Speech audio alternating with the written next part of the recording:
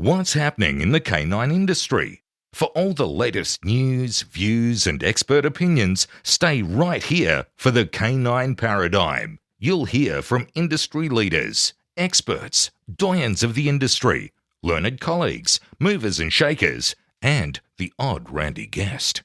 Get the latest insights and expert advice from both here and abroad from the people in the know.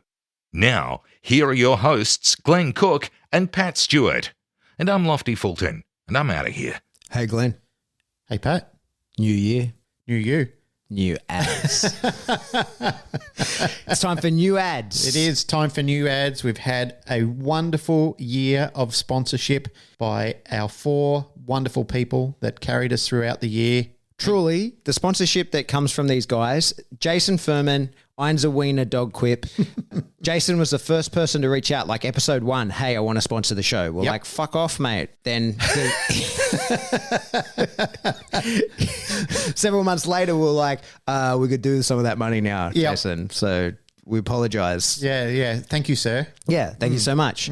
But truly, where I get all my dog-related items is Einswick Dog Quip. And amazing hoodies. Yeah, no, I do have a really good hoodie from Jason. Yeah, I've got a great hoodie from Jason as well. But I continue to get all my stuff. When I need dog training gear, Jason's my first point of call. Yep. I just bought a mill off him again. Another mill? Yeah, for my sister. Yep. I'm going to do some little mill content. He is incredibly generous and very supportive to the industry. He is. And doing amazing work on his weight loss as well. So go, Jason. His problem, though, is doesn't ship to the US.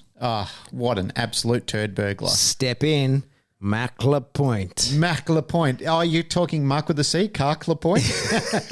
Canine Dynamics. Yes. He's in Canada, Yep. but he does service the whole world, but just stay out of Jason territory, fucking Mackler Point. Ooh. North America. Who do you reckon would win between them? Mark's a cop. He has a gun. Yep. Jason has guns. Yep. I don't know. It'd be an interesting battle if we can organise it. Let's do an MMA match between Carkler Point and Furman. Not really. Love them both. So if you're in North America and you want some dog gear, Yep. Canine Dynamics, that's a place to get it. Yes, absolutely. Great range, really good website, very intuitive. It makes life so easy to order product. Yep. You know who else has been supporting the show for a long, long time? That would have to be the lady herself from Ashland, Virginia. Melanie the Benware. train town. Yes, Melanie Benware. Yep. She does these little home school things. Yeah. And I think the reason that our listeners should be getting in contact with her is because they know someone in Ashland, Virginia that needs their dog homeschooled, or they want to learn about that kind of program themselves, and they, as a trainer, could book a session to get some time with Melanie Benware. And she's been busier than ever, which is great. Yep. Hopefully she's got some transactions from the Canine Paradigm. Yes, hopefully. You know where you could get a killer Dutch Shepherd or German Shepherd? That would have to be the wonderful people, Patrick and Alicia Lockett from House Amberg. One and the same. Yep. That's them. If I were in Europe, and Europe's the place to get the dogs. Yep. If I were in Germany, that's where I'd go. But the good news is you don't have to be in Germany. They can ship all over the world. All over the world. You want yourself a sweet-ass Dutchie? Yep. Talk to them. Or a German Shepherd. I don't know why you'd want a German Shepherd, but if you do, Oof. Ouch. Ouch. the best ones around will come from them. That's a sponsor killer in itself. No, really, those guys have supported the show for a long time. Jason from the start, Mark, Mel, and Patrick and Alicia at House Amberg Shepherds. We really appreciate you guys supporting the show. And good quality people as well. Good Yep. quality products. Moving forward on that, we only take those sponsorships from those guys because we know them, we trust them, we believe in them. Yep. Going forward into 2022, we know that some of you fucking fast forward these ads. Oof. Not everybody listens to the ads. Absolute disgusting. So we're thinking, nothing's set in stone, but we're thinking about changing the structure of the ads at the front to give our sponsors better value and maybe just reading one each time and then bringing more people into the rotation if that's something people are interested in doing. Yes. So stand by for information on that. So if you do want to be a 2022 sponsor and you're happy to continue with us, let us know. We'll be canvassing that shortly. But for those of you who have been supporting us, just like our wonderful listeners, we just want to thank you very, very much. Really appreciate everything you've contributed. All right. We love you. We do. Bye. Goodbye.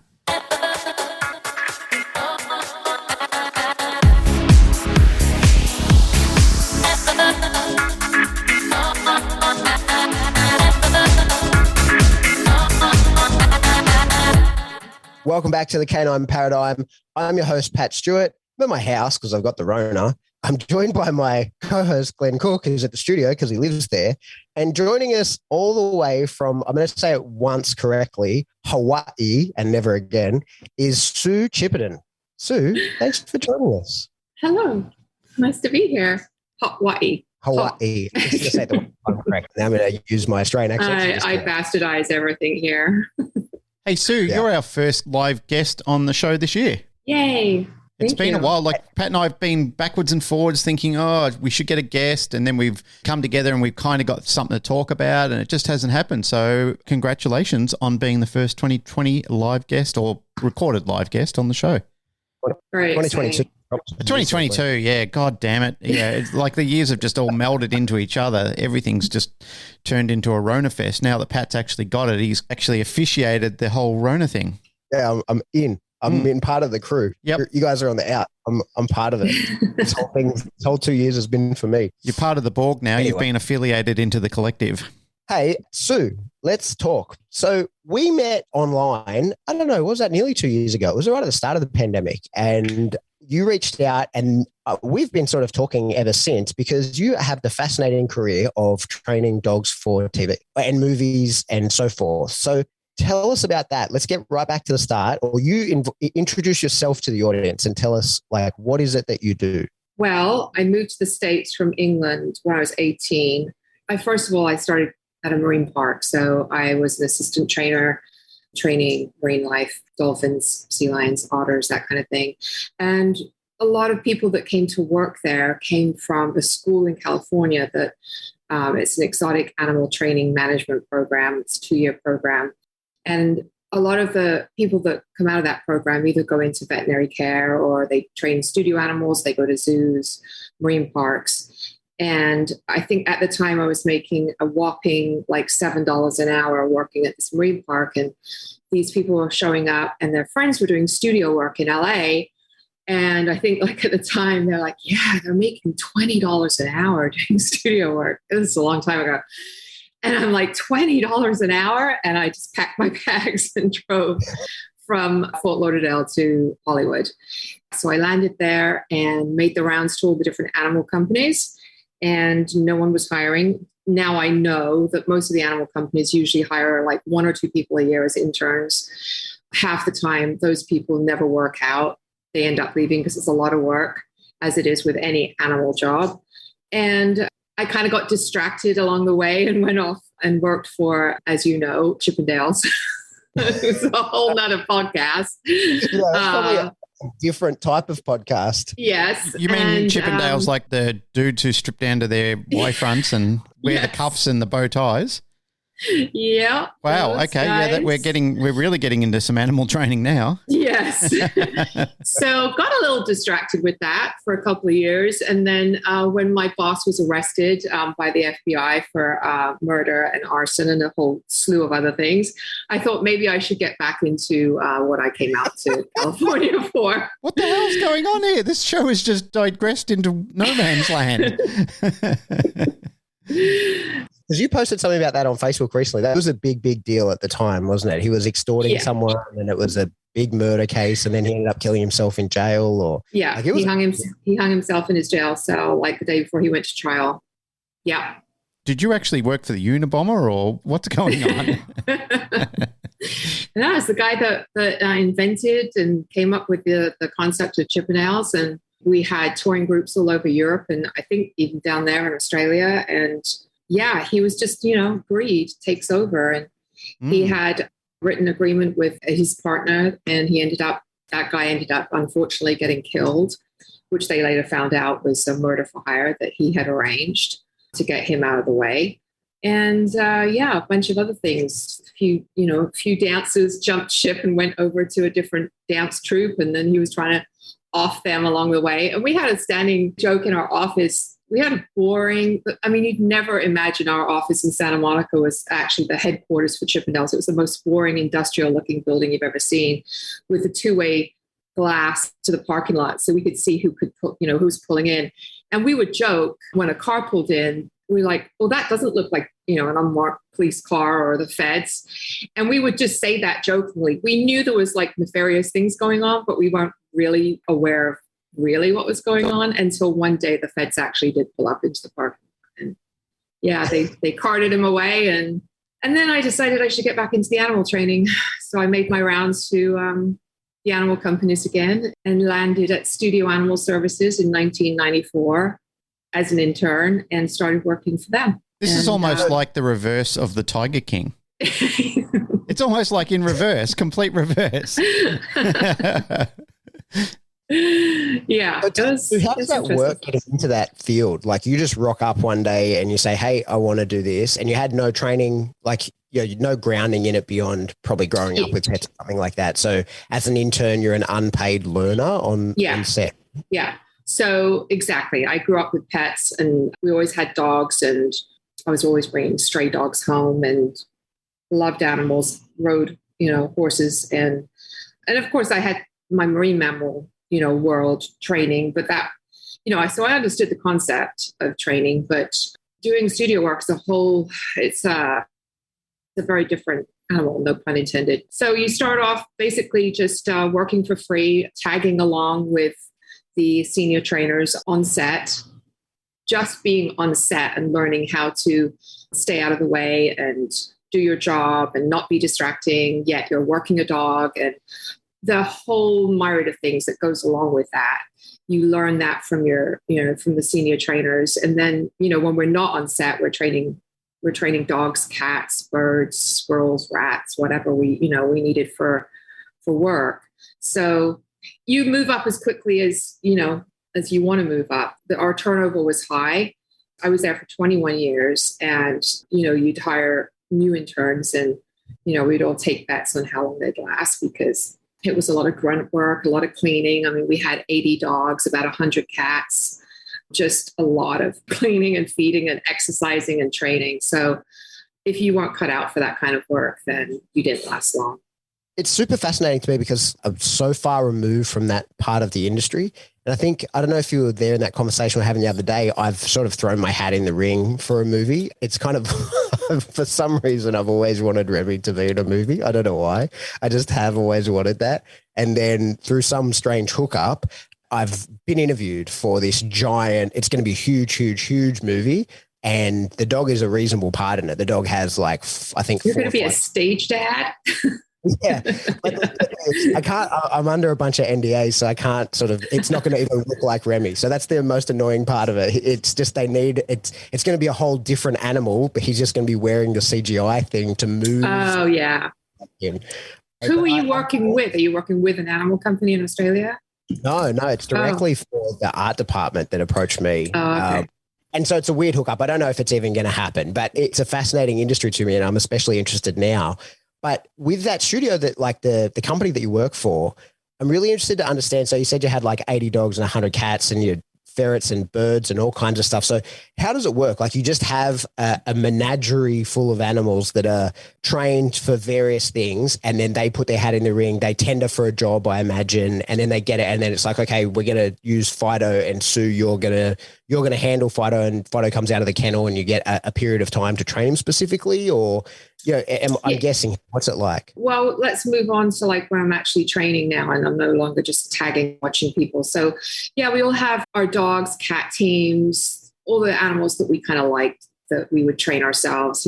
I always like to go pick my own dogs out of the shelter and train them rather than somebody tell me you're training that dog. So yeah, to start with, I was assigned certain dogs. And of course, for the learning process, our boss always gave us trained dogs to work with. So we didn't mess anything up and then figure out when something falls apart, how to go backwards in the training and make it work. So, but yeah, we were all assigned 5-6 dogs and then cat teams have teams of cats that 4 or 5 that all look alike. So you never just take one cat on set. Obviously that day would be over real quick. So you have 4 or 5 cats that all look identical that you can interchange.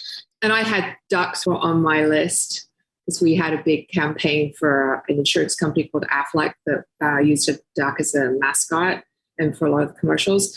So production company would call and say, we have a commercial coming up and we need a cute dog to interact with a family. And so we would submit all of our dogs that were suitable to be around children and whatever action they had sent us, the script or the storyboards, to figure out which ones were suitable.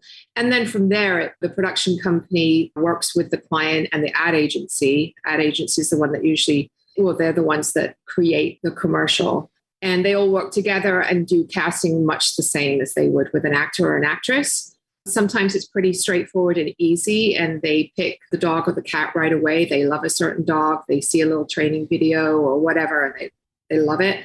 And other times the casting process can go on for quite a while. And if there's nothing that we have in our kennels that they like, then we expand the search to other animal companies. So there's a dozen animal companies in Los Angeles. We all work together. So if the client is looking for an Afghan hound and we don't have one, then we'll go over to another animal company and submit their Afghan hound for the job. And then their trainer would bring that dog to set with us. So we all work together. All of our commands are verbal and hand signals. For the dogs, cats, we tend to just use the same, so that I can't tell you how many times I go show up at another animal company at 4:00 in the morning, walk into their kennel and get a dog and go to set with it. And I've never worked that dog before. The trainers, what they work like. You have to kind of take that into consideration. Like when people work my dogs, I always say, here in Hawaii, one of my trainers is very quiet. And when she works my dog, she's very quiet. And I'm like, just remember who trained this dog. Like I'm really loud. And I'm like, my dogs aren't going to pay attention to you if you whisper to them. So you get to work with a bunch of different animals. And so you take those whatever they pick to set. And a lot of our work at Studio Animal Services, where I was commercials. That was our bread and butter. That was what we were known for. There were other animal companies that specialized in the big animal movies. Like there was a company called Birds and Animals Unlimited. They were, and Boone's Animals for Hollywood. They were not notorious. They were known for their big animal movies. They did the Stuart Little and 101 Dalmatians and those kind of movies where it was just very heavy animal action throughout. But we did commercials and it was nonstop. Like we'd get a call on a Monday to show up and shoot on a Friday. And we had a very quick way of training. And even though it's all the same, when we would get busy and we would hire trainers that normally worked for those companies that did feature films, I had one trainer say to me one time, wow, you guys really pull it out of the hat and they're able to do this super, super quick. She says, we get, 4 months to train and prep our animals to work on set on a movie. And you guys do it in a week. That's what we did. And that's what I did for 21 years. It's 5 days a week. That's a good point you just brought up, Sue. I haven't done a lot of wrangling work. I've done some in the past, many, many years ago. I did local TV and just, various bits of ads and bits and pieces here and there. And one of the things that I always found frustrating, and one of the reasons why I didn't really want to pursue it anymore, was because I found that producers and executives have these really bizarre concepts when it comes to animals. They have no real connection to them. And sometimes when you turn up on the set, they've given you a run sheet of what they want you to do and what to train for. And then you turn up and they say, oh, okay, so we're going to do that, but we've also want to do this, and this, and then this. And you just look at them and go, we've not discussed this before today. And they go, oh yeah, but if we give you half an hour to go out to the park or something like that, do you reckon you could throw it together? There were times where I'd just look at them and I'd say, I'd look at the guy that I was he was kind of like the agent, and he'd just go, look, give me a second, I'll have a word to him, we didn't actually agree on this. So you try your best to get it to some level of being able to do it. But sometimes the requests were just crazy. And I just thought it's too frustrating to work with people like this. And then some of the actors were just some of them were really good around animals and some of them were so prickly and stiff. And I mean, I know that's their problem and not yours, but it was difficult to try and pair a dog up with them when they're sort of sitting all rigid and they're tight and their shoulders are all stuck in, and they're people with very funny expectations when it comes to animals. I don't know if you find that from time to time. Yeah, I'm always very hesitant to go work on a set when I have not spoken to the director. And a lot of times producers will try and not a lot of times, but there are times when you will be speaking to the producer. The producer's the one that hires you. They're the ones that are sending you the script and the storyboards or whatever. And yeah, the dog just has to be on leash, walking down the sidewalk with an extra. It's fine. And then you get there. And of course, the director's like, okay, we need the dog to run around the corner. And, like the person's next to it, but it's not on leash and they're on rollerblades. And they're, and so it gets crazy. And so I try not to put myself in that situation where I don't have a conversation with the director beforehand. It does happen on occasion, but that's one of the hardest parts because you're going to show up and the director has no clue what the producer has been telling you. And there's no communication between the two of them as far as what the animal action is. So luckily for me, especially in Los Angeles with commercials, we worked with a lot of the same people over and over again, a lot of the same production companies and directors. So we had a lot of good working relationships with people and open communication with some wonderful directors. But yeah, I totally have had that happen before, and it's super, super frustrating. And there are trainers out there in my industry that are yes people, and they will be, oh yeah, we're going to make that work. Yeah, sure, I can try it. Oh yeah. And it's not that I'm not. I mean, sure, I want everyone at the end of the day to walk away and be happy. But when I've been given what I consider false information and my dog is not prepared, one of the biggest things for me, which doesn't, a lot of people are not, but for me is to protect my animal on set. So I'm not going to put my animal, whatever that is, in a situation that is going to be stressed. It's not going to know what it needs to do. There's going to be action going on that it's not been prepared for. I'm just not going to do it. So I'd rather lose the job and be, I'm like, look, you never told me that this car was going to come flying down the street and around the corner, and my dog's got to sit on the sidewalk. This is something that we train and we prep for, so the dog is aware of what's going on. That's my biggest thing. That's one of the things that I get really serious about on set, is protecting my animals when I'm working. Yeah, I hear you. I remember this gig that I did. It brought flashbacks to me when you were talking about your experiences. I did this gig a while ago, not long after I got to Sydney, and it was working with this comedy crew. A lot of the work that I was doing was with comedy people. This was a 2-day sketch they wanted to do where I had a big male Rottweiler, and he was quite a placid dog. He wasn't a handful or anything like that. But in certain situations, he could get a little fired up over things. So what they wanted him to do was hop into bed with this girl and her cuddle up to him in bed and everything like that. I said, look, that's fine. He'll love that. That's his jam. He'll be all over that. No problem. But then when I got there, she was in bed. He was next to her and she was cuddling him, and, they were playing this music and it was all good. So they're getting the film. And then this guy comes running in the room and he was just about to jump on the bed. Like, I've grabbed him. Director's going, what are you doing? What are you doing? He's the talent. And I go, dude, he can't do what you want him to do.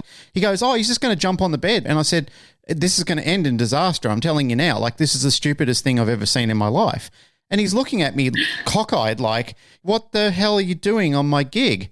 And I'm thinking, right, you guys are complete peanuts. Seriously. So we end up having a massive argument, and I grabbed the dog and stormed out. And he said, well, you're not getting paid. And I said, dude, I don't want to get paid off you. You're a peanut gallery. Like, this is ridiculous. This is exactly what you don't do with animals. Right. Yeah. I've been in the same boat exactly, and just had to step in, and just physical comedy for me is actually the hardest thing. Action, stunts and action and gunfire explosions. Yeah, that's hard.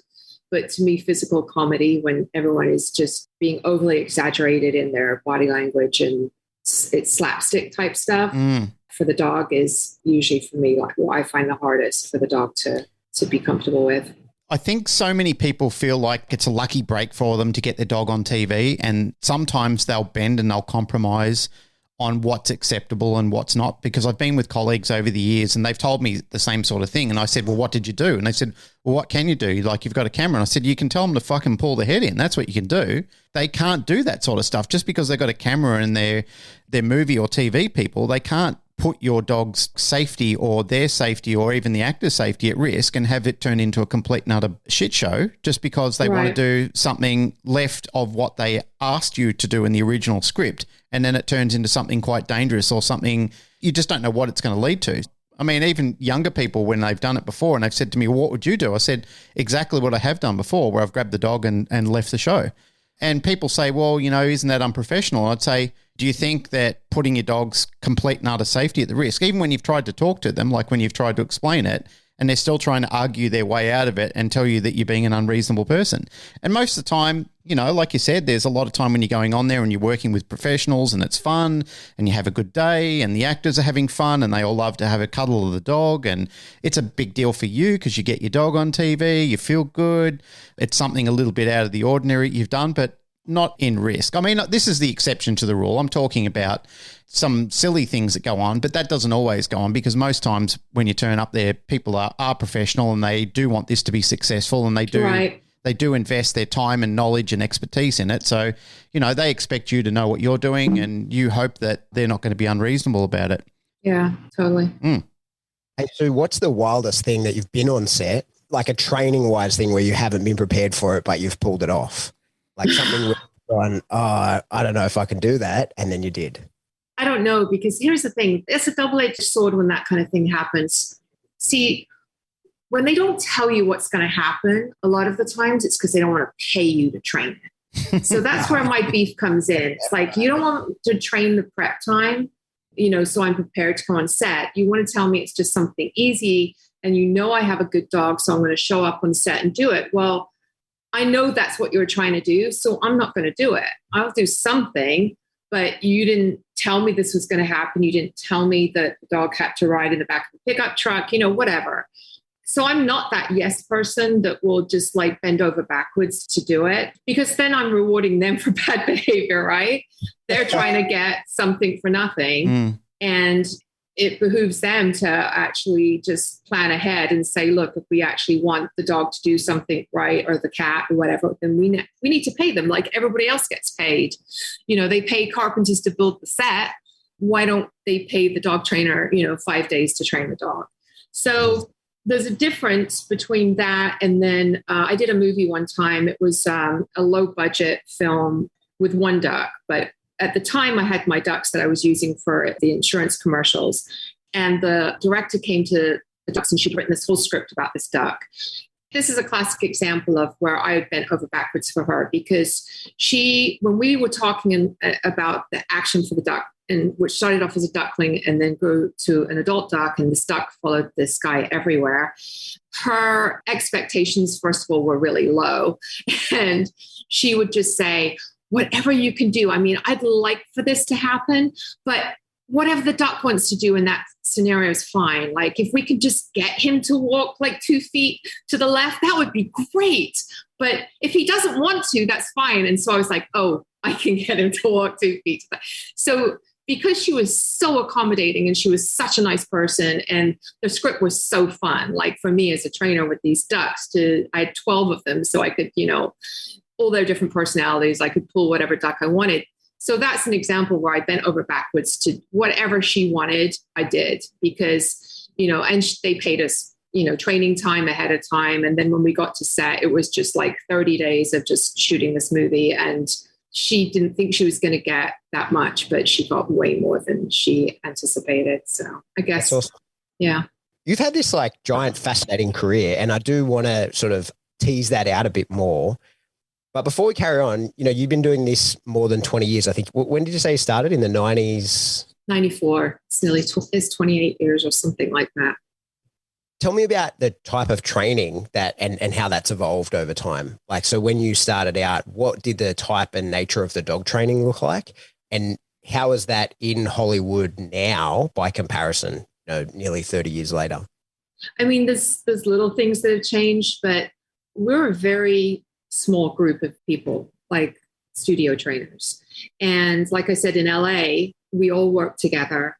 We all learn from one another. If we are teaching our dog something new or a little bit different, we'll, hey, have you ever done this before? What would you do? And see, you know, from our other trainers. So I guess the biggest thing is when I started, like my two bosses, Paul and Karen, were very much, Paul was, he had kind of like you, Glenn, he had like the Rottweilers and the Shepherds that he would go do security work for. And that's where he started before he did studio work. And then Karen worked like Tiger King. She worked for like a jungle place and exotic animals and stuff like that. But as far as her dog training, they were all, the Keeler method was their whole, their starting ground for training. So it was, choke chains and that kind of thing, a little heavy-handed, not terribly. You've got to imagine our dogs need to work on set in front of people and they have to have good attitude when they do it. Obviously, we're not going to shut our dogs down. And everything we trained was positive reinforcement. I mean, I was using a clicker from day one back then, training everything. So nothing really has changed that much. I really have to say we're all kind of in the same boat. And it's just basically when it comes down to behaviors, like if we haven't done something, we'd just go to somebody else and ask them. But it's all been the same positive reinforcement and, not much aversive training at all.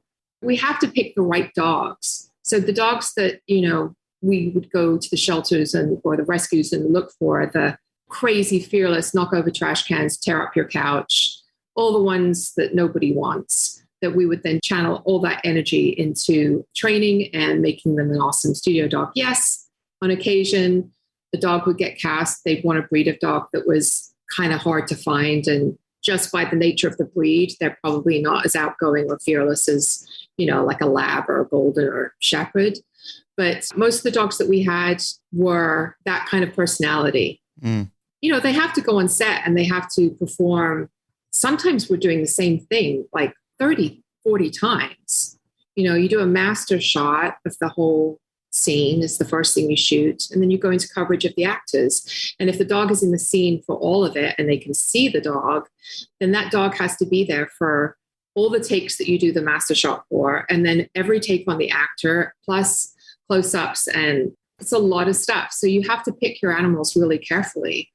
It hasn't really changed. That's why when I contacted you, it was right at the beginning of COVID, and I had been listening to your podcast, and I started to hear the way you guys were talking about training, and I'm like, how come I've never heard these terms before? Or, like, why don't I know this? I feel like I've been a trainer for 20-something years, and I mean, I've always felt like I'm constantly learning. I've never, ever, ever thought that I know it all. Like I'm always wanting to learn from trainers that have been in the business longer than I have. And when I reached out to you, I was like, I want some new tools in my toolbox, And I came to realize that I've been working so much in LA back to back that you don't stop and kind of reflect on what you're doing. You don't think about the job you did on Monday because you're already doing a job on Thursday. And it's just constant work all the time. And for the most part, your job goes successfully. You move on to the next one.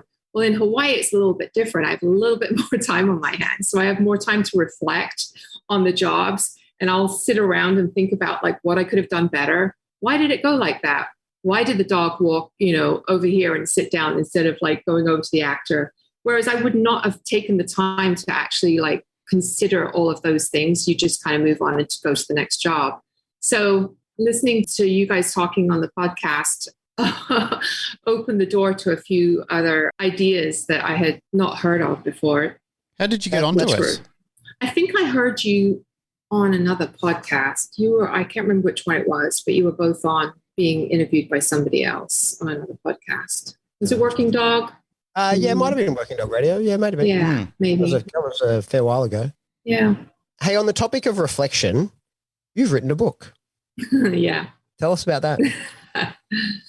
It's called A Famous Dog's Life. Back in 99, 2000, 2001, in the States, there was a very famous little Chihuahua called the Taco Bell Was it dog. just the States? We know everything about that little Taco Bell dog. Yo quiero Taco Bell.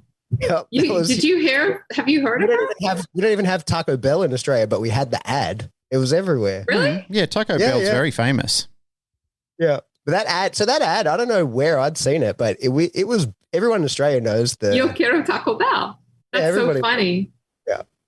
Yeah. Well, that was Gidget. So I got Gidget when she was 8 weeks old. I'd gone to a breeder for some puppies for a job that we were going to just borrow her little puppies for a print shoot or something. And she had this little Chihuahua in a puppy pen in the back room.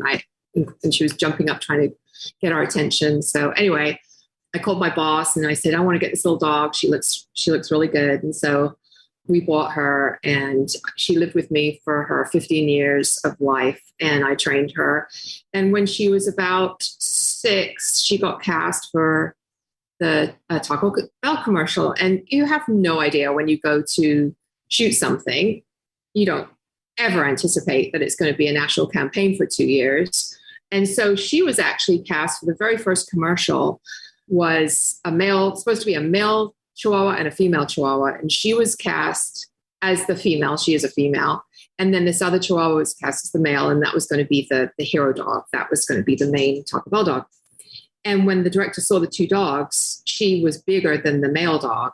And he liked the look of her better for the lead part. So they switched it and made her the main dog and the other little dog, the female. Yeah, you always know when you've kind of done something cool. I never actually did that commercial. So I was working on something else and another trainer had to take her and do that job. But when it aired, I was on set and I heard people talking about it. It was still obviously back in the day where you had to watch a TV show and you had to sit through the commercials. It's not like streaming where you can just fast forward through or whatever. You actually had to sit there and watch commercials.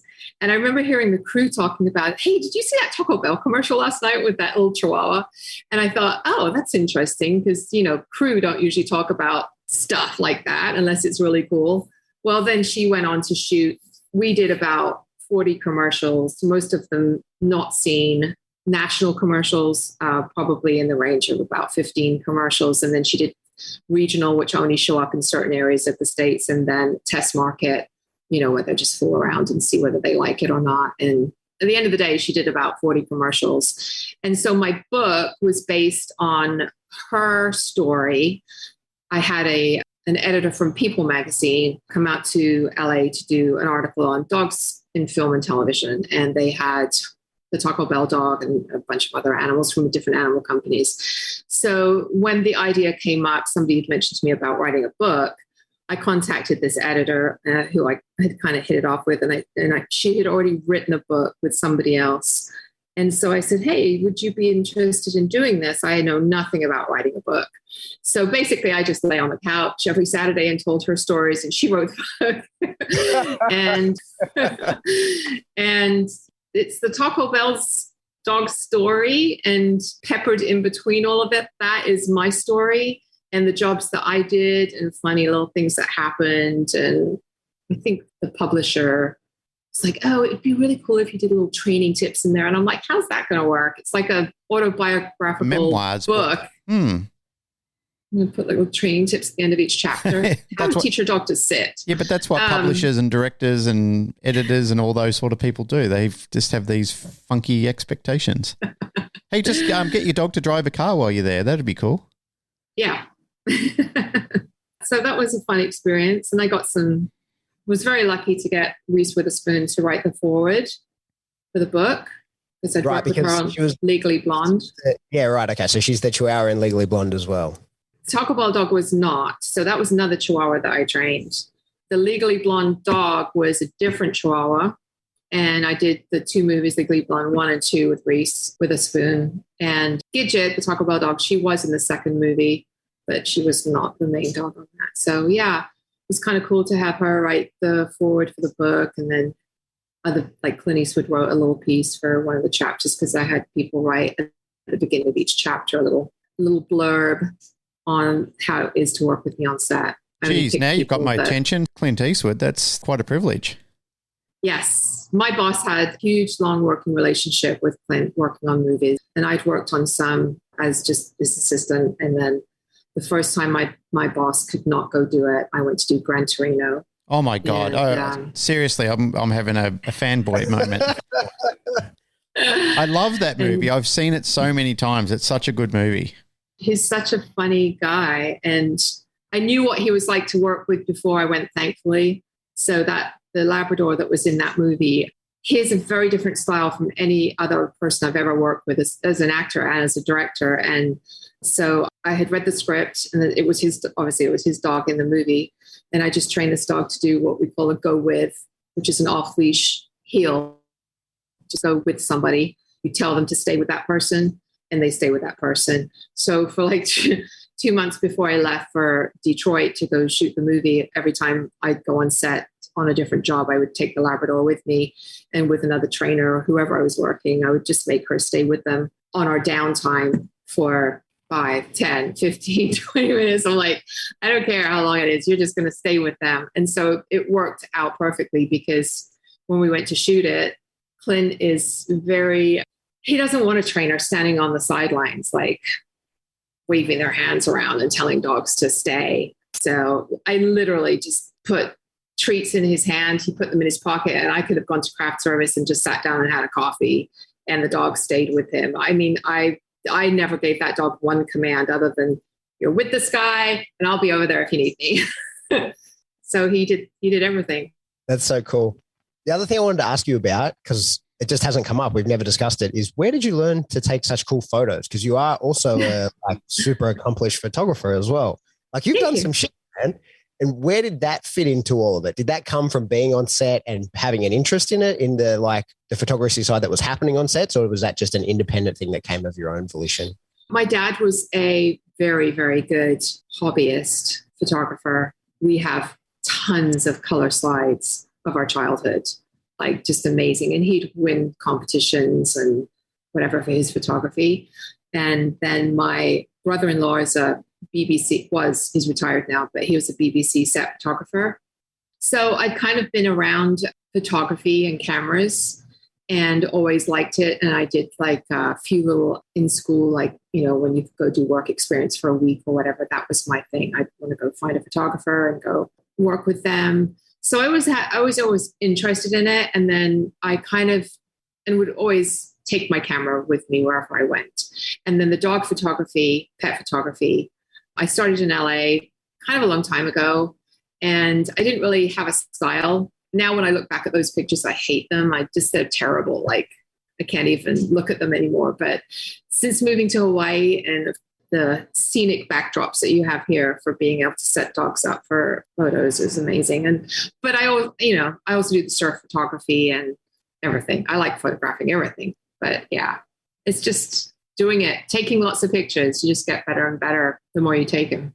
So why did you move to Hawaii? Let's tell it, break pace and tell us, well, exactly that. I just gave it away, hey? Well, I had been in 21 years in LA working at Studio Animal Services, and I was done. I was done with Los Angeles. I wanted to move away from there, and I didn't want to move to the other places in the United States where there was a lot of film work, which wasn't that many places. There was Atlanta was just kicking off. They were just getting started with their building studios and starting to film that. Now it's huge. It's just massive in there. But I don't like Atlanta. New Orleans at the time was huge. Anywhere that they give tax break due for people to go film is usually when it becomes like a hotbed of filming. And so New Orleans at the time there was a lot going on there, but I'd been there and worked on movies and did not like it. So I just didn't know what I wanted to do, but I knew I didn't want to stay in Los Angeles. And then in 2013, I came to Oahu and I worked on Godzilla, and we had to train. I had to train Godzilla. I didn't realize that. Train Godzilla. Yes, exactly. It was the dicey job. We had a couple of dogs that we needed to train and some pigs. And for the life of me, I actually can't remember what the pigs had to do. We had to train them. It's like that episode of The Simpsons. Cows look like horses on set and pigs look like Godzilla. I was here for the whole summer in 2013 and just loved it. I've been here years before. I've worked on a movie called 6 Days, 7 Nights on Hawaii, again with a pig. But when I was leaving, I went to the production office and said goodbye to the local production people. And I said, I want to go. And they said, well, why don't you move back here and start your own company? Because there's nobody here that does what you do. We always have to fly trainers in and people to train, animals for movies and stuff. So I went home and I thought about it and I was like, yeah, that's it. I'm moving to Hawaii. And I met a guy, which that helped. So, so I kind of had a boyfriend that lived here as well. That's always a good motivation to move. Yeah. So yeah, I rented my house out and moved in with a friend to save money. And then January of 2014, I get a phone call from one of the local production people, one of the ones that actually told me to move back here. And they had Jurassic World was heading here and they needed pigs trained. If you need pigs trained, I'm your woman. So they said, it's your job if you want it. If you're going to move here, why don't you move here in January? So I came out here and trained, I think it was like 6 or 8 little pigs for the scene where Chris Pratt has to. Do you remember when he uses the clicker in the movie? Yeah, just non-stop clicking in the front click, of click, click, click, click, button, button, button. So I don't know what or who told him what to do with the clicker. Because when I watched that, it wasn't me. I was like, what is he doing with that clicker? But the dinosaurs come out and he calls them into the arena and he has to show that he has control over them. So he has a pig run into the arena, and then he has to prove that he can control them with a food source running by in front of them. So that was where the pig came in. I don't think the final edit actually had as much as we shot. We shot a lot with the pigs. And then, as always, they overshoot everything. And then when they put it together, they don't use it. But we actually had to fly the pigs to New Orleans to shoot the rest of the scene in the actual arena with the dinosaurs. So, yeah, that was my first job as my new company here in Hawaii. And I never looked back. So something we've said to each other a million times, these fucking Dobermans. So, tell us about that. Yeah. Well, thankfully for me, pretty soon after all Jurassic World and everything, I got in on Hawaii Five-0. So that was really cool because they always had animals. In fact, the producer, when I met him through a friend, he was super excited because for years, they've either had to bring a trainer in from LA at great expense or just write out whatever animal action they thought they needed in the show because it just didn't work when they used local people who didn't know what they were doing. So that opened a door, and it was the same production people as Magnum PI. And so when Magnum came, the rumor was around for a couple of years before they shot the pilot. So what I had done is my friend in LA had a Doberman, a studio trained Doberman. And I went ahead and got all the blood titer and, everything that the same as you guys, we're a quarantine, rabies-free island. So you have to jump through so many hoops to get dogs and cats to fly here. So at the time it was a 120-day quarantine. But if you got all the paperwork and you did the rabies titer and everything in advance, then you didn't have to do that. You could just fly the dog in. So I went ahead and got my friend Chrissy's Doberman done. So if suddenly Magnum PI popped up on the scene, then I'd have one. And sure enough, out of the blue, one day I get a call and they're shooting the pilot. And so I went out and found through my friend who's a local pet trainer, somebody's pet Doberman. So I started off with the studio trained one from LA that would fly out for whole of season 1 was that dog. And then this pet that I trained. And that was interesting in and of itself. The first scene we ever shot, the 2 dogs got into a fight. They were two intact males, and the writer, oh my gosh, this cracks me up. So the writer, they wrote in the scene where the dogs are playing tug of war, they pick up the Magnum's towel, they're playing tug of war with each other. And later on, he's like, well, I was just sitting on my patio watching my dogs play tug of war with a rope toy, and I just thought it would be a good idea. And now, thankfully, these people actually pick up the phone and call me and say, hey, can the dogs do this? Not in a pilot episode when you've got 2 weeks to find 2 Dobermans that can do it. So, yeah, we had these 2 intact males that had never met, never been around each other, and had been giving each other the stink eye through all of our training.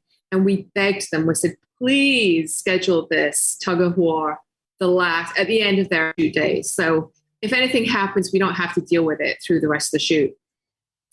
Yeah. We'll see if we can work that out. And then when I got the shooting schedule, it was the first day. It was the first, not only the first day for the dogs, it was the very first scene of the entire pilot. Like, hey, here's Sue, our dog trainer, and the Dobermans. Okay, let's go. And Chrissy's dog was good. He had a fetch, hold, and carry, so she could actually tell the dog to fetch and hold the towel in its mouth. My dog, as a pet dog, I didn't have enough time to put a retrieve on it where I could tell him to fetch and hold.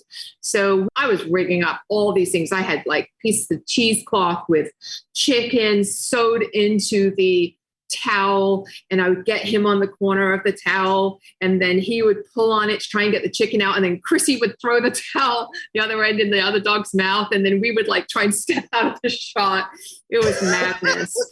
and the whole time we're just like, this is going to end badly. And so we did, I think, 2 takes, and then they just were like, and they just went up on their hind legs, and it was one of those fights, thankfully, that their teeth never actually touched each other. You know, that was just one of those vocal hind like legs. 2 chickens, rapping. 2 male roosters going at each other. Yes. And Chrissy and I didn't say a word. We just silently walked in, grabbed our respective dogs by their collars, pulled them away. I turned to the director and said, so do you want to try that again? And we tried it again.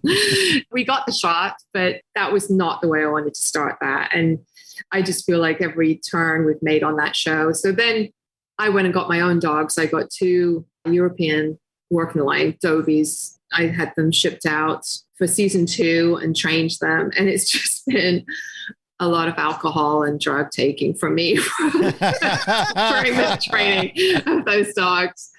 They've been a challenge. They're sweet. I love them. There's times I don't like them. They will just do the most random shit that I've just like, where the hell did that come from? Like, crazy. This was not the fault of the dog, but we were doing a scene where the dogs they've chased Magnum up a tree, and they're sitting underneath this big branch barking at him. And before he climbed up into the tree, I'd climbed up there and I'd broken off these little dry little jerky treats, and I'd stuck them in the bark of the tree so that he had something to throw down and reward the dog. So I told the actor, I said, Jay, when you get up there, there's all these treats out there. I said, so when we cut, you just throw the treats in opposite directions, and they'll just go out and get their treats, and we'll pick them up and reset them. And it went fine, and they were good.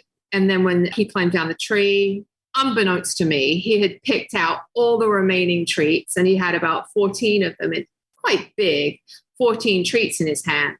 And he's walking away, and we're walking back to our van, and we've got about 3 hours before we're going to shoot a different scene on the stage. We're driving back to the studio. And he's like, hey, Sue, he yells. He's like, can I give the dog a treat? And I stopped, and the wheels turned in my head. And there's so many times when I feel like I'm mean to the crew and the actors, because I'm always like, no, don't touch the dog. Don't look at them. You can't pet them. Go away. And I thought, really, is it going to hurt anybody if he gives the dog one treat? And I'm like, Sue, I'm saying, talking to myself, Sue, just be nice for once. Just let him give the dog a treat. Sure, Jay, sure. You want to give the dog a treat? No problem. So I walk over the one dog to him, and he opens up his hand to reveal 14 treats that is immediately inhaled in one go. And I yelled, I mean, it's funny now, and he laughed, everybody laughed. But at the time I would just went, Jesus Christ, Jay, what the fuck? And he was like, looked at me, and I go, I thought you had one treat, not 14. We've got to go shoot a whole nother scene on the studio. And so he was mortified. And he's like, I'm so sorry. I didn't think. And I'm like, it's fine, whatever. So 3 hours go by. We're at the stage. It's in the office. The dogs just have to sit there. They don't have to do anything, which is ended up being the bane of my existence, was those 2 dogs just having to sit there for like 3 pages of dialogue. They just always felt like they had to be doing something else. Yeah, the one dog from that point on, that was her man. He walked into the room. She would just get up and walk over to him. And so you've got 4 cameras on the actors, and 2 of the cameras are only from like the waist up, right? So if the dog messes up in the scene and it's a 2 or 3 page piece that they're shooting, they're going to keep rolling even though the dog's messing up, because they can still get 2 cameras worth of action going, right? So when the dog walks over, the 2 cameras that are on the dogs, they're just like, okay, we're done. We'll just pick it up on the next take. But the 2 that are up high, they're fine. Well, in the meantime, this dog is standing at Jay's feet and he's petting her the entire time she's standing there. So not only did she break away from her mark, but now she's being rewarded again. So this was this constant little cycle of her just going through this where, yeah, it was a battle. And that wasn't the only thing. They were quirky and bizarre. They're not my favorite breed. Let's just put it that way. Well, we've got ourselves in trouble on this show quite a few times over those comments. We're down that hole anyway. I can remember when you first emailed me, I was in a movie. It was like a kid's movie. Me and Jane and Rip were there. And so like I wasn't really watching the movie. I'm just sitting there and I got this email and I'm reading it. And I remember you saying that you had trained the Dobermans for Magnum PI and I laughed out loud in the cinema. I was like, what a job that would be. Good luck. And then I was like, and I'll bet she's having problems with bite work. And then I continue on through the email and it's like, oh, you know, there's issues with getting them to grip things. And I was like, oh, shit. I say that they were an issue. They had a lot of training on them and individually, not on set, they could do a lot of things. But of course, put the 2 of them together, that was the biggest problem. Is it was me working 2 dogs because I don't have a trainer here that is competent enough to like work the second dog. So I'm working 2 dogs and they feed off of one another. So it actually got to the point sometimes when if one bumped the other one, they were like, yeah, you want to go for it? Let's do it. And they would just do zoomies. You know, if one just knocked into the other one, it was nuts. They gave me a lot of gray hairs, but it was hard. And the actress, thank goodness, everyone on that show was amazing. Like they were all so good. But Purdy, who plays Higgins, was the amount of times I just shoved food into her hand and said, go on, go. And she's just been so helpful and so nice and does not care if she's getting drooled on or jumped on or whatever. But we laugh though, and we joke, but you did an incredible job with those dogs. Like some of the stuff that even when we were talking at the time about how you had to recall them to the heel, one on the left, one on the right with the chick sitting in the chair. Like that's a tricky thing to do. And they always spin around and then sit in the correct way. Like that's for you to train 2 dogs to do that and have them both do it on cue for someone else. Like that's a complex task, man. Yeah, they had the go with is an off-leash heel that studio dogs are commonly trained to do. So they were both trained to walk on either side of her. So wherever she was, the dogs were never on leash. So they always walked on either side of her. When she stopped, they would sit. And quite a few times in the early season, she would walk out into the courtyard. Magnum would pull up and they'd have a conversation. And so they would step from her out in front of her and like growl or bark at him. And then she would say, all right, lads, you know, to recall them back to her. And then they would return to their respective sides. But yeah, I had to train them because they both wanted to turn to the left and go back. They'd go to the correct sides, but they would run in. That was what I was having a problem with, is they'd run into each other. That was one of the times when they would actually run into each other. And it was like all bets were off if they touched each other. It was just the weirdest thing. It's like one bumped into the other one and they would just be like party, you know, big party. So I had to set up and just do so many repetitions. I can't tell you how many repetitions. It was just, I felt like I was just going crazy, just ingraining it in their head to do the right turn away from each other to return into the heel position on each side. So we had them wear little snarl devices, which is like the little retainer that goes in their mouth that makes it look like they're snarling. And they did a couple of little arm hits, you know, bad guys jumping and grabbing their arm, and they have retrieves, and they have a lot of training on them. It's just really frustrating to work them when you're one person working 2 dogs at the same time. Yeah, I bet that was a huge part of the challenge, regardless of what breed they are. Yeah. Just working 2 dogs at once as a performance on set would be super difficult. It'll be later by the time this comes out, but the Super Bowl was today. And that was what triggered me. I was like, I can't believe we've never got Sue on the show to talk about this stuff, because Tell us about your involvement with Budweiser and throughout all the commercials that they've done for the Super Bowl. Yeah, the one today is either my fourth or fifth Super Bowl, Budweiser Super Bowl commercial. So back in 2013, in December 2013, we shot what is called Puppy Love, which everybody loves, is the Clydesdales and the Labrador puppy. And they all go to their new homes, and the Clydesdales want to get them back, and the puppy's trying to get back to the farm. And it was amazing. Like, it was such a cool, fun experience. We had 8 puppies that were just incredible. That's always the fun part. Puppies are my favorite thing to do as far as like training for jobs, for commercials, for movies, whatever. I've done more Purina puppy chow commercials than I can count. But going to a breeder and saying, like, we need your 8-week-old puppies. Can you please call all your prospective owners and tell them they are not going to get their puppy at 8 weeks old? They're going to be a month late and take off with their whole litter. So myself and my best friend, who's a trainer at Studio Animal Services, Deborah Gelasso, we would split the litter. She had 4, I had 4, and we trained them in 30 days to do retrieve, sit a mark, bark, go with, do all kinds of crazy stuff. And that was the first commercial with a Labrador puppy called Puppy Love. And then that was such a hit that the next year they did Lost Dog, which was, again, a Labrador puppy. We got 8 puppies. And again, we trained them to do a bunch of cool stuff. And that was popular as well. And so this one came about very last minute. We shot it. I always thought, because we normally shoot Super Bowl commercials in December, and the Super Bowl is the first week in February. I always thought shooting them in December was crazy last minute, but they actually called us we shot this. I went to LA January 5th. So they were waiting until the very last second to do this particular commercial. So the horse trainers are always the same. Robin and Kate Wilshire, they're actually Australian. They live in Wyoming, and they've been doing the Budweiser Clydesdale training for, gosh, I don't even know of any other trainers that have done it since I've been in the business. So Budweiser shows up at their ranch with a trailer full of Clydesdales. And that's an interesting story in of itself, is that I just found out that they don't get to choose which Clydesdales. So Budweiser just shows up with whichever ones that are available. Here you go, train them. Wow. And so there are some that are super, super well trained and they've done trick training with and everything over the years. And they have no idea whether that's going to be one of the ones they're going to get. Like, so this particular commercial, they had a lot of green horses that had never been on set before.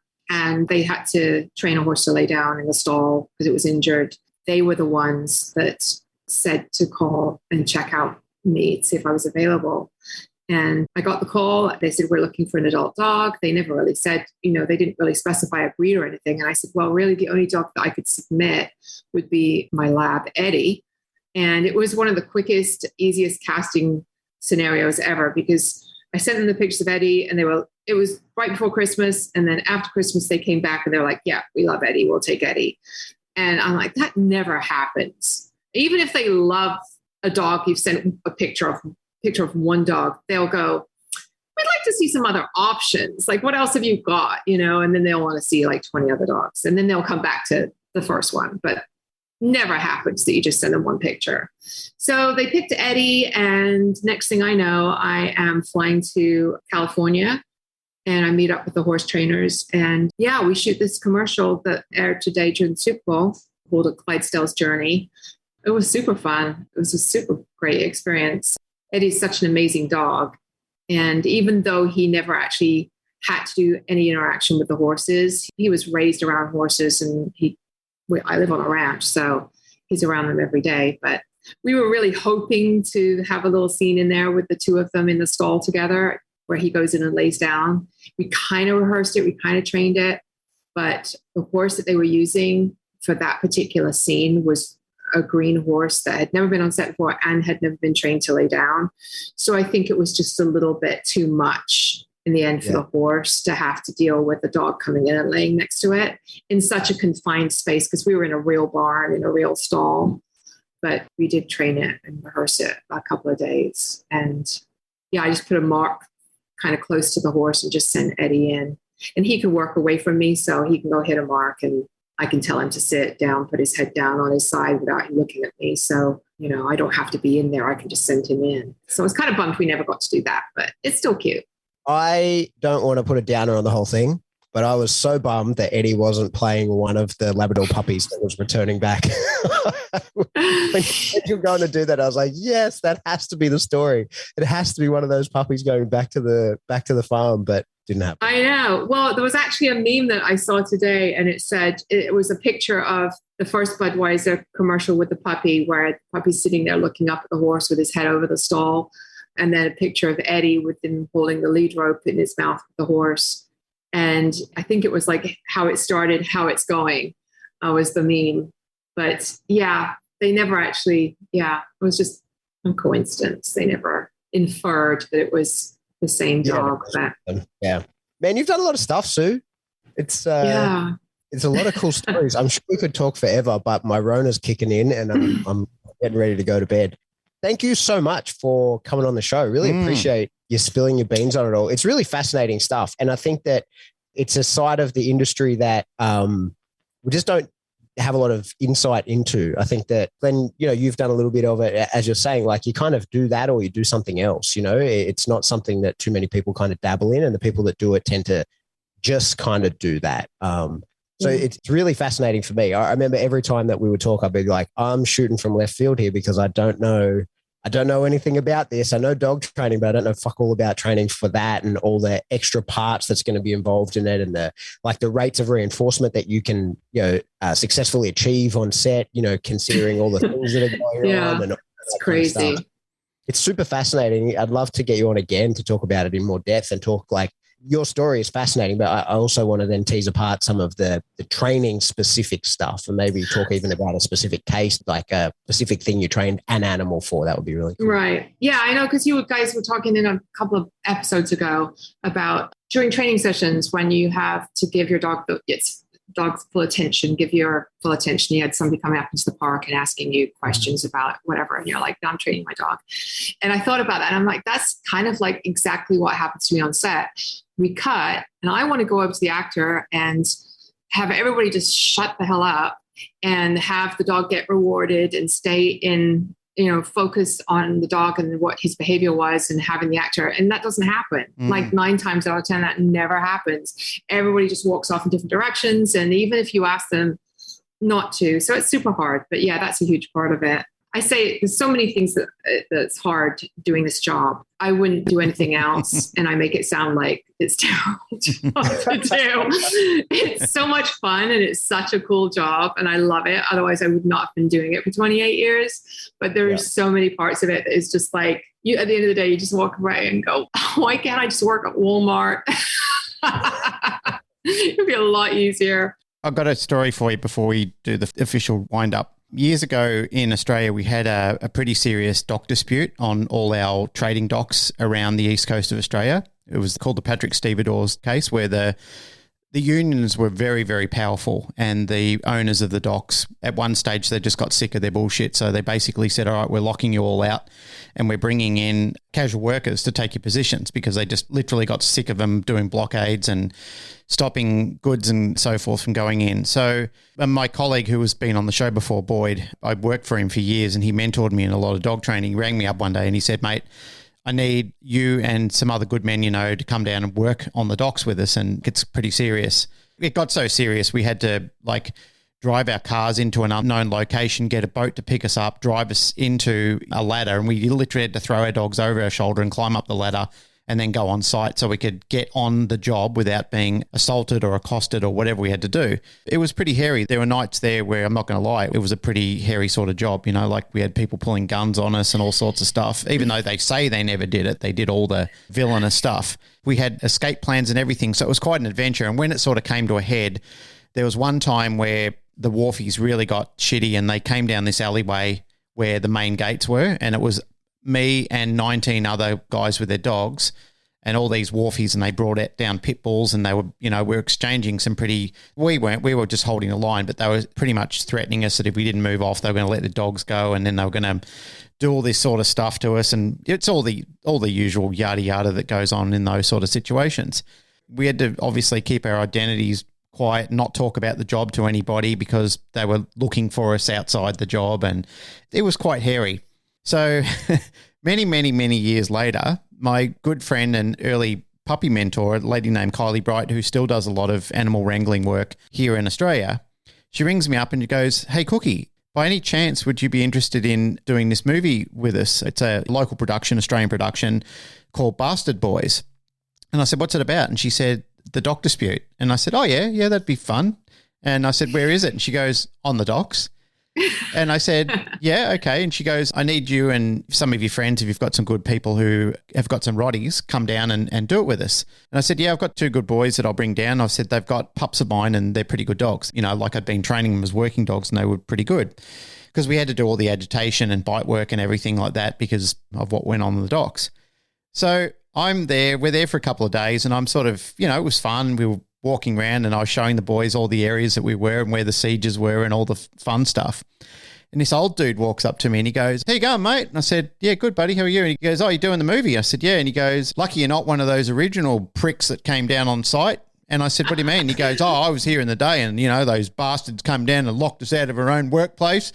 And he got all grouchy with me and I said, "Yeah, stuff those guys, real bastards, huh?" And I'm sitting there like sweating a little bit thinking. So he was one of the original dudes that was on the site when I was down there. So it was history repeating itself all over again. And I just had to pretend that I was just some clueless actor with my dog on site. Were you an extra in it? Were you actually in it, Glenn? Yeah, I was in it. I was a dog handler in it. It's called Bastard Boys. And was that guy in it? No, he wasn't in it. I was going to say that would be so good to have. That actually happened. So, have you ever seen that show Generation Kill? Have you ever seen? No. It's a TV show. It's about Marine Force Recon, who later became MARSOC and going into Iraq. They had a Rolling Stone reporter embedded with them and he wrote a book about it and then they made a series about it. And there's quite a few people in that who play themselves. And there's one guy, the gay guy in the company, Fruity Rudy, he plays himself. And so like there's a few really interesting things where people, it's not uncommon in war movies when guys are out and then they're making it and they're like, "We need extras. Can you be in it?" And they're like, "Yeah, but only if I get to play myself." That's funny. All right. Hey, Sue, how can people get in contact with you? Give us all your info if you want them to. Well, I'm on Instagram. I'm at Tailsticks. And also my dogs have a bigger Instagram following than I do. So that's hawaii.dogs.oncbs. Yeah, that's probably the easiest way. My website, if people want to see what my credits and what I've done, is www.checkthegate.net. That's it. Where can people buy your book? On Amazon. I think it's an audio book as well. It's paperback. Say the title again. I was going to send you one, but it was going to cost me $75, so you're not getting one. So wild.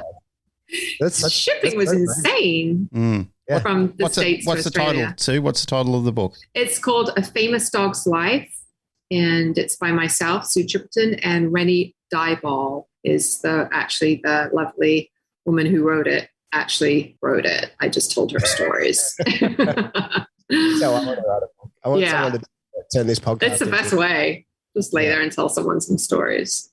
But yeah. Hey, thanks so much for your time. I know it's it's the middle of the night yesterday, but really appreciate you doing it. It's been a fun conversation. No, it's fun. Thank you. Yes. All right. That's it for another episode of the Canine Paradigm. As always, if you like what you hear, please like, rate, share, subscribe. Do all that through whatever subscription service you download us from. As I always say, the best way to pass on the message is just like pull your ear pod out and put it in someone else's ear, preferably a stranger, and say, "Hey, you got to hear this. This is incredible." But another way is to like take a screenshot and post on your Instagram story or something like that. If you want to support the show, the best way to do it is Patreon. Jump in there. $2 a month gets you a giant backload of content as well as more stuff going forward. There's live streams in there and all kinds of stuff. I do that every month. Another way to support the show is to jump onto Teespring, get yourself some cool merch. You could rep our brand for us. That would be really cool. You could get socks, underpants, wall tapestries, all kinds of stuff. And if you want to get in contact with us, best way to do it is to jump into the Facebook group. That's the Canine Paradigm discussion group. Lots of cool conversations in there. You could search up some dog training advice if you're looking for some. Or if you've got something specific for me and Glenn, you can shoot us an email. We are info@thecanineparadigm.com. That's it. Goodbye.